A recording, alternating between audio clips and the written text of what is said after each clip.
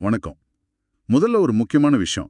நூலிசம் YouTube சேனலோட இந்த வீடியோவை சப்ஸ்கிரைப் பண்ணுங்க, லைக் பண்ணுங்க, கமெண்ட் பண்ணுங்க, அப்புறம் மறக்காம ஷேர் பண்ணுங்க. சரி, இன்னைக்கு நம்ம டாபிக் என்னன்னா, நடிகை த்ரிஷா டிவிகே கட்சி சார்பா தேர்தல்ல போட்டியிட போறாங்களாம். ஆமா. இதுதான் இப்போ இணையத்துல பயங்கரமா சுத்திட்டு இருக்கிற ஒரு கேள்வி. இத பத்தி தான் நாம இன்னைக்கு ஆழமா அலச போறோம். கரெக்ட். நடிகர் விஜய் தமிழக வெற்றி கழகம்னு கட்சி ஆரம்பிச்சதும் அந்த கட்சியோட கொள்கைகளை விட இந்த வதந்தி தான் அதிகமா பேச பொருளா மாறிடுச்சு.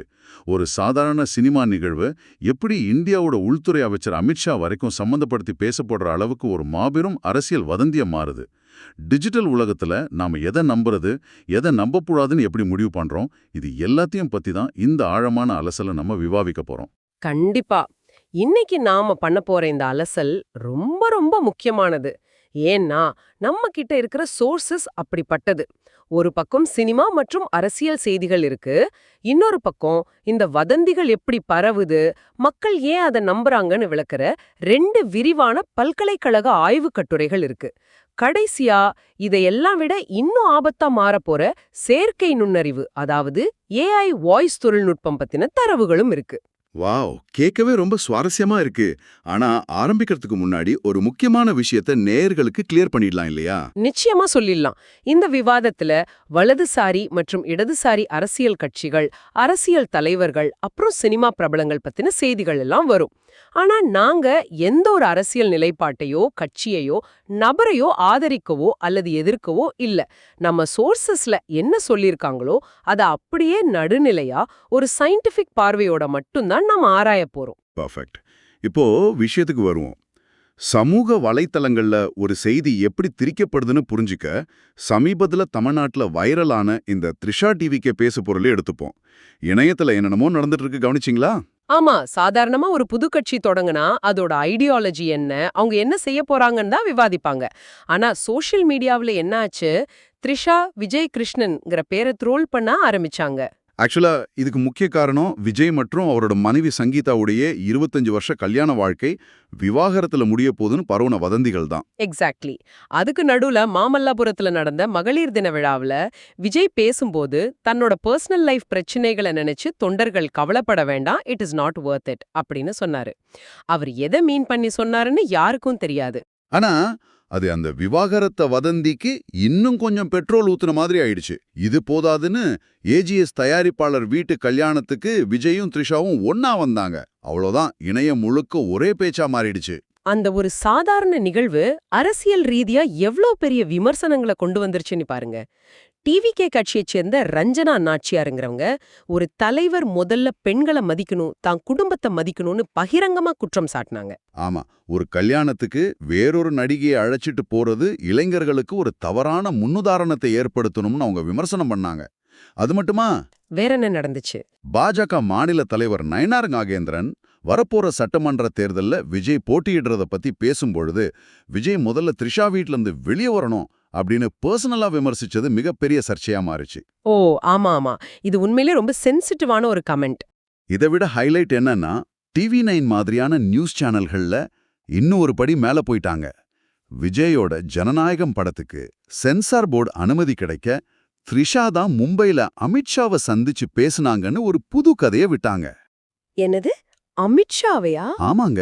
அதாவது சிபிஐ விசாரணை, சென்சார் போர்டுன்னு எல்லாத்தையும் த்ரிஷா தான் பின்னாடி இருந்து இயக்குறாங்கன்ற அளவுக்கு யூகங்கள் பறந்துச்சு.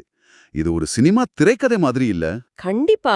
ஆனா இங்கதான் நாம உண்மைக்கும் வதந்திக்கும் நடுவுல இருக்கிற வித்தியாசத்தை பார்க்கணும். இந்த வதந்திகளுக்கு சம்பந்தப்பட்டவங்க தரப்புல இருந்து வந்த உறுதியான மறுப்புகளை நாம கவனிக்கணும். அதானே, அவங்க தரப்புல இருந்து என்ன ரியாக்ஷன் வந்துச்சு? த்ரிஷாவோட வழக்கறிஞர் நித்யேஷ் நடராஜ் ஒரு 5 அம்ச அறிக்கை வெளியிட்டார். அதுல த்ரிஷா அரசியல்ல முற்றிலும் நடுநிலை வகிக்கிறவங்க, எந்த அரசியல் கட்சியோடும் அவங்களுக்கு தொடர்பில்லைன்னு திட்டவட்டமா சொன்னார். ஒருத்தரோட தனிப்பட்ட வாழ்க்கைய பப்ளிக்ல அரசியலுக்குள்ள இழுக்கிறது ரொம்ப கீழ்த்தரமான செயல்னு அவர் பதிலடி கொடுத்தார். இதுக்கு சப்போர்ட்டா த்ரிஷாவோட அம்மா உமாகிருஷ்ணனும் ஒரு கிளாரிஃபிகேஷன் கொடுத்திருந்தாங்க. அவங்க நாய் ஜோரோ இறந்து போன வருத்தத்துல தான் த்ரிஷா இன்ஸ்டாகிராம்ல இருந்து கொஞ்ச நாள் பிரேக் எடுத்தாங்களே தவிர அரசியல ஈடுபடுறதுக்காக இல்லைன்னு ரொம்ப தெளிவுபடுத்தினாங்க. கரெக்ட். த்ரிஷா தொடர்ந்து சினிமாவில தான் கவனம் செலுத்துறாங்க. விடாமுயற்சி, தக் லைஃப், சூர்யா 45, ஐடென்டிட்டின்னு வரிசையா பல படங்கள்ல நடிச்சிட்டு இருக்காங்கன்னு சுட்டிக்காட்டினாங்க. எல்லாம் சரி, ஆனா இங்கே எனக்கு ஒரு பெரிய கேள்வி வருது. இதெல்லாம் கேட்கும்போது ஒரு படத்தோட ஸ்கிரிப்ட் மாதிரி இல்ல. அதாவது சென்சார் போர்டு, அமித்ஷா, சிபிஐன்னு கண்டதையும் ஒன்னா சேர்த்து ஒரு கதை விடுறாங்க. இது ரொம்ப அப்பட்டமான வதந்தின்னு நல்லாவே தெரியுது. ஆனாலும் மக்கள் ஏன் இதை உடனே நம்புறாங்க? இது ரொம்பவே ஆழமான கேள்வி. மனித மனம் ஏன் இந்த மாதிரி சர்ச்சைகளை ரசிக்கிறது அப்படிங்கிறதுக்கு பின்னாடி ஒரு சயின்ஸ் இருக்கு. அப்படியா? எந்த மாதிரி சயின்ஸ் அது? இதற்கான விடைய நாம ஊடகவியல் மற்றும் உளவியல் ஆய்வு கட்டுரைகள்ல இருந்து எடுக்கலாம். குறிப்பா IJPS மற்றும் IJRISS ஆகிய ரிசர்ச் ஜேர்னல்ஸ்ல வெளியான கட்டுரைகள் இதுக்கு பின்னாடி இருக்கிற உளவியலை ரொம்ப தெளிவா விளக்குது. இதுல முக்கியமா 2 தியரிகளை பத்தி நாம பேசணும். ஒரு நிமிஷம். IJPS, IJRISSன்னு சொல்றீங்களே, இதெல்லாம் ஏதோ சாதாரண பிளாக் போஸ்ட் இல்லையே. இல்ல, இது பொலிட்டிக்கல் சயின்ஸ் மற்றும் சோஷியல் சயின்ஸ் சம்பந்தப்பட்ட பியர் ரிவ்யூடான அகாடமிக் ரிசர்ச் பேப்பர்ஸ். உலகெங்கிலும் இருக்கிற ஆராய்ச்சியாளர்கள் தரவுகளை வச்சு உருவாக்குன உண்மையான ரிசர்ச் பேப்பர்ஸ் இது. ஓ, ஓகே. நீங்க அந்த 2 தியரிய பத்தி சொல்லிட்டு இருந்தீங்க. ஆமா. ஒன்னு சமூக அடையாள கோட்பாடு, அதாவது சோஷியல் ஐடென்டிட்டி தியோரி. இன்னொன்னு வடிவமைப்பு கோட்பாடு, அதாவது ஃப்ரேமிங் தியோரி. இதுல அவங்க சொல்ற சமூக அடையாள கோட்பாடு ரொம்பவே சுவாரஸ்யமானது. அது என்ன சமூக அடையாள கோட்பாடு? கொஞ்சம் விளக்கமா சொல்ல முடியுமா? அதாவது மக்கள் எப்பவுமே தங்களை ஒரு குழுவோட அடையாளப்படுத்திக்க விரும்புவாங்க. அது அவங்களோட சாதி, மதம், மொழி அல்லது ஒரு குறிப்பிட்ட அரசியல் கட்சியா இருக்கலாம். ஒரு தகவல் அந்த நபரோட குழு அடையாளத்துக்கோ அல்லது நம்பிக்கைகளுக்கோ சாதகமா இருந்தா அது உண்மையா பொய்யான்னு அவங்க ஆராயவே மாட்டாங்க. ஓ, அப்ப அத உடனே நம்பிடுவாங்களா? கண்டிப்பா உடனே அதை நம்பிடுவாங்க, மத்தவங்களுக்கும் ஷேர் பண்ணுவாங்க. அப்போ இதை நான் இப்படி புரிஞ்சுக்கலாமா? இப்போ நயினார் நாகேந்திரன் த்ரிஷாவை பத்தி ஒரு கமெண்ட் அடிச்சப்போ விஜய் அரசியலுக்கு வர்றத விரும்பாத ஒரு குறிப்பிட்ட குரூப் அந்த செய்தியை உடனே நம்பினாங்க. ஏன்னா அவங்களோட அரசியல் நிலைப்பாட்டுக்கு அந்த வதந்தி ஒரு சப்போர்ட்டா இருந்துச்சு. எக்ஸாக்ட்லி. நான் சார்ந்திருக்கிற குரூப்போட எண்ணங்களுக்கு இது செட் ஆகுது, அதனால இது நிஜமா தான் இருக்கும்னு என் மைண்ட் ஆட்டோமேட்டிக்கா பிளைண்டா நம்பிடுதா தானே? பர்ஃபெக்ட். இததான் இன் குரூப் பயாஸ் அப்படின்னு சொல்றாங்க. இதை இன்னும் கொஞ்சம் உசுப்பேத்துறது தான் அந்த 2வது தியரி, வடிவமைப்பு கோட்பாடு. ஃப்ரேமிங் தியரின்னு சொன்னீங்களா, அதுவா? ஆமா. ஒரு சாதாரண செய்திய எப்படி உணர்ச்சி பூர்வமா வடிவமைக்கிறாங்கங்கிறது தான் இதுல இருக்கிற தந்திரம். அரசியல் லாபங்களுக்காக செய்திகளை அச்சம், கோபம் அல்லது ஆச்சரியம் மாதிரி உணர்வுகளை தூண்டுற வகையில ஃப்ரேம் பண்ணுவாங்க. அதாவது விவாகரத்து, ரகசிய சந்திப்பு மாதிரியான வார்த்தைகளை யூஸ் பண்றது. கரெக்ட். அந்த வார்த்தைகளை ஏன் பயன்படுத்துறாங்கன்னா அது மக்கள் மத்தியில கோபத்தையோ கியூரியாசிட்டியோ தூண்டும். நீங்க அந்த ரிசர்ச் டேட்டாவை பார்த்தா நிஜமாவே அதிர்ந்து போவீங்க. சமூக வலைத்தளங்கள்ல ஷேர் ஆகிற செய்திகள்ல சுமார் 65% தவறான தகவல்களாம். இருங்க, 65%? அப்போ நான் தினமும் காலையில போன்ல ஸ்க்ரோல் பண்ணும்போது பாக்குற செய்திகள்ல பாதிக்கு மேல சும்மா அடிச்சு விடப்படுற கதைகளா? இது நெசமாவே பயமா இருக்கே. ஆமா, அதுதான் நிஜம். இதுல அரசியல் சம்பந்தப்பட்ட தவறான செய்திகள் 30%, மருத்துவம் சம்பந்தப்பட்டவை 25%. சாதாரணமா நடக்கிற உண்மையான செய்திகளை விட இப்படிப்பட்ட எமோஷனலான தவறான தகவல்கள் 40% அதிக ஷேர்களையும் 30% அதிக கமெண்ட்டுகளையும் வாங்குதுன்னு டேட்டா சொல்லுது. வாவ், இது ரொம்ப அதிர்ச்சியா இருக்கு. குறிப்பா வாட்ஸ்அப் மாதிரியான எதிரொலி அறைகள்ல, அதாவது எக்கோ சேம்பர்ஸ்னு சொல்லுவாங்க, அங்க இது ரொம்ப வேகமா பரவுது. எக்கோ சாம்பர்ஸ், நீங்க சொல்றத வச்சு பார்த்தா வாட்ஸ்அப் குரூப்கள்ல நடக்கிறதா ஞாபகத்துக்கு வருது. நீங்க, அதாவது இதை கேட்டுட்டு இருக்கிற நீங்க உங்க வாட்ஸ்அப் ஃபேமிலி குரூப்பையும் நினைச்சு பாருங்க. கண்டிப்பா எல்லார் வீட்லயும் நடக்கிறது தான். உங்க சித்தப்பாவோ மாமாவோ ஒரு வாய்ஸ் நோட்டையோ நியூஸையோ ஃபார்வர்ட் பண்ணா அது குடும்பத்துல இருக்கிற பெரியவர் அனுப்புனது, அதனால அது கண்டிப்பா உண்மையாதான் இருக்கும். நம்ம மூளை ஒரு செகண்ட் நம்புது இல்லையா? அதுதான் இது. ஆனா எனக்கு இங்க ஒரு சின்ன முரண்பாடு தோணுது. என்ன முரண்பாடு கேளுங்க. வதந்திகள்ங்கிறது புதுசா என்ன? காலங்காலமா டீ கடைகள்லயும் தெருமுனைகள்லயும் பேசிக்கிறதானே. ஒருத்தர் சொல்ல அதை இன்னொருத்தர் தனக்கு தெரிஞ்ச மசாலாக்களை சேர்த்து பெரிதாக்குறது மனித இயல்பு தானே. அப்புறம் ஏன் சோஷியல் மீடியா மட்டும் இவ்ளோ பெரிய ஆபத்தா மாறுது? ரொம்ப நியாயமான கேள்வி. டீ கடையில ஒரு வதந்தி பரவுனா அது அந்த ஊரோட இல்லனா அந்த வட்டாரத்தோட முடிஞ்சிடும். ஆனா சோஷியல் மீடியா அப்படி இல்ல. இதுக்கு பின்னாடி இருக்கிற அல்காரிதம்கள் எப்படி வேலை செய்யுதுன்னு நாம புரிஞ்சுக்கணும். அல்காரிதம்களா? அது எப்படி இதுல ரோல் பிளே பண்ணுது? அல்காரிதம்களுக்கு உண்மை எது பொய் எதுன்னு பிரிக்க தெரியாது. அதுக்கு எந்த தார்மீக பொறுப்பும் கிடையாது. அதுக்கு தேவையானது ஒன்னே ஒன்றுதான், என்கேஜ்மெண்ட். உங்களை எப்படியாவது ஸ்கிரீன்லயே உட்கார வைக்கணும். ஓ, அப்போ அதிக நேரம் நம்ம ஆப்குள்ள இருக்கணுங்கிறதுக்காகவே இப்படி பண்ணுதா? ஆமா, எந்த பதிவு அதிக லைக்ஸ், ஷேர், கமெண்ட்களை வாங்குதோ அதாவது மக்கள் மத்தியில உணர்ச்சியை கிளறி விடுதோ அதை இந்த அல்காரிதம் பல மில்லியன் மக்கள் கிட்ட ஒரு செகண்ட்ல கொண்டு போய் சேர்த்துடும். அப்போ ஒரு செய்தி உண்மையானு செக் பண்றதை விட அது எவ்வளோ சீக்கிரம் மக்களை இமோஷனல் ஆக்குதுங்கிறது தான் அல்காரிதம்க்கு முக்கியம். அதனால தான் த்ரிஷா விஜய் பத்தின ஒரு சின்ன வதந்தி அமித்ஷா வரைக்கும் போற அளவுக்கு நெட்வொர்க்ல புயலா மாறுச்சு. எக்ஸாக்ட்லி. இது ஜனநாயகத்துக்கும் தேர்தல் நேர்மைக்கும் எவ்வளோ பெரிய சவால்னு ஆய்வுகள் எச்சரிக்குது. கோவிட் டைம்ல எந்த அளவுக்கு தவறான மருத்துவ குறிப்புகள் பரவி உயிர்களை பறிச்சதுன்னு பார்த்தோம். அரசியல் ரீதியா பார்க்கும்போது இது சமூக பிளவுகளை உருவாக்கி மக்கள் யாருக்கு ஓட்டு போடணுங்கிற முடிவையே மாத்தக்கூடிய அளவுக்கு ஆபத்தானது. இங்கதான் விஷயமே அடுத்த கட்டத்துக்கு போகுது. ரொம்ப சுவாரஸ்யமாவும் அதே சமயம் திகழாகவும் மாறுது. வெறும் எழுத்துகளும் எடிட் பண்ண மீம்ஸ்களுமே இவ்ளோ பெரிய கலவரத்தை உருவாக்குதுன்னா இப்போ தொழில்நுட்பம் இன்னும் அட்வான்ஸ் ஆயிடுச்சு. ஆமா, ஏஐ டெக்னாலஜி பத்தி சொல்றீங்க. கரெக்ட். செயற்கை நுண்ணறிவு அசுர வளர்ச்சியில இருக்கு. இதுல வாய்ஸ் டெக்னாலஜி எப்படிப்பட்ட தாக்கத்தை ஏற்படுத்த போகுது? அது ஒரு மிகப்பெரிய போதோன்னு தான் சொல்லணும்.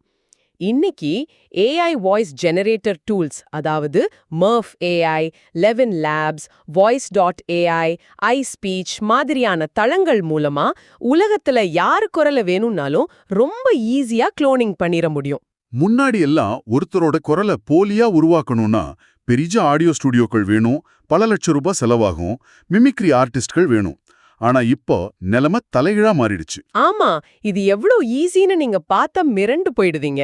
ஆமா, நம்ம சோர்சஸ்ல டிஜிட்டல் ஜிவிகே அப்படின்னு ஒரு யூடியூப் சேனல்ல வந்த டுட்டோரியல் வீடியோவை பத்தி சொல்லியிருந்தாங்க. நான் அந்த வீடியோவை பார்த்தேன். அதுல செஞ்ச ப்ராசஸ் எவ்வளோ சிம்பிள்னு பார்த்தா எனக்கு தலை சுத்திடுச்சு. அவங்க எப்படி பண்ணாங்கன்னு நேர்களுக்கு கொஞ்சம் சொல்லுங்களேன். முதல்ல சாட் ஜிபிடிக்குள்ள போறாங்க. தங்களுக்கு தேவையான ஒரு தமிழ் ஸ்கிரிப்டை டைப் பண்ணி உருவாக்கிக்கிறாங்க. அப்புறம் கூகுள் ஐடியை யூஸ் பண்ணி லெவன் லேப்ஸ் வெப்சைட்ல லாகின் பண்றாங்க. அங்கே அந்த ஸ்கிரிப்டை பேஸ்ட் பண்ணிட்டு வாய்ஸ் செட்டிங்ஸ்ல ஆனா பெண்ணா என்ன வயசுன்னு செலக்ட் பண்ணிட்டு ஜெனரேட் அப்படிங்கிற ஒரு பட்டனை அழுத்துறாங்க. அவ்வளவுதான் முடிஞ்சதா? ஆமா, அடுத்த சில செகண்ட்ஸ்ல ஒரு நிஜ மனுஷன் பேசுற மாதிரியே மூச்சு விடுற சத்தம், ஏற்ற இறக்கங்கள்னு அச்சு அசல ஒரு ஆடியோ ரெடியாகி வந்துருது. கற்பனைக்கே எட்டாத ஒரு விஷயமா இருக்குது. கரெக்ட். இதுல பிட்ச், டோன், ஸ்பீடுன்னு எல்லாத்தையும் துல்லியமா மாத்திக்கலாம். play.hd, resemble AI, லோவோன்னு பல டூல்ஸ் இன்னைக்கு ஃப்ரீயாவே கிடைக்குது. உண்மையிலே இந்த தொழில்நுட்பம் பல நல்ல விஷயங்களுக்கும் பயன்படுது. பார்வை மாற்றுத்திறனாளிகளுக்கான ஆடியோ புக்ஸ் உருவாக்குறதுக்கும் கண்டென்ட் கிரியேட்டர்ஸ்க்கும் இது ரொம்பவே உதவியா இருக்கு. அதை நாம மறக்க முடியாது. தொழில்நுட்பம் நல்ல விஷயங்களுக்கு பயன்படுதுங்கிறது ஓகே. ஆனா நான் இதை முன்னாடி ஒரு மாயக்கண்ணாடின்னு நினைச்சேன். ஆனா நீங்க சொல்றத பார்த்தா இது ஒரு கிளிய பேச வைக்கிற மாதிரி சாதாரண மிமிக்ரி கிடையாது. ஒருத்தரோட 2 சொட்டு ரத்தத்தை எடுத்து அவரோட மொத்த டிஎன்ஏவையும் குளோனிங் பண்ற மாதிரி இருக்கு. ரொம்ப சரியான உதாரணம். வெறும் 3 செகண்ட் ஆடியோ இருந்தா போதும், அவங்க குரலோட ஆழம், ஆக்சென்ட் எல்லாத்தையும் ஏஐ அப்படியே காப்பி பண்ணிடுது.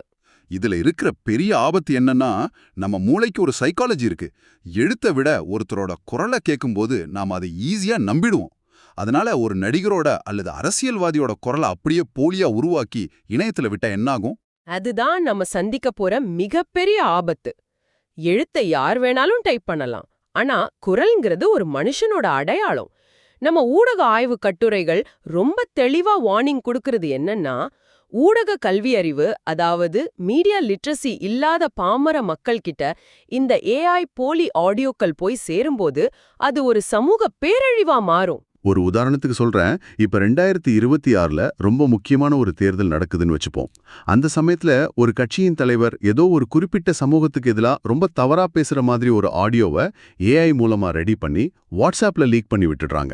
இதுல அல்காரிதம் வேலை புகுந்து விளையாடும். ஆமா, இதோட தாக்கம் எப்படி இருக்கும்னு நினைச்சு பாருங்க.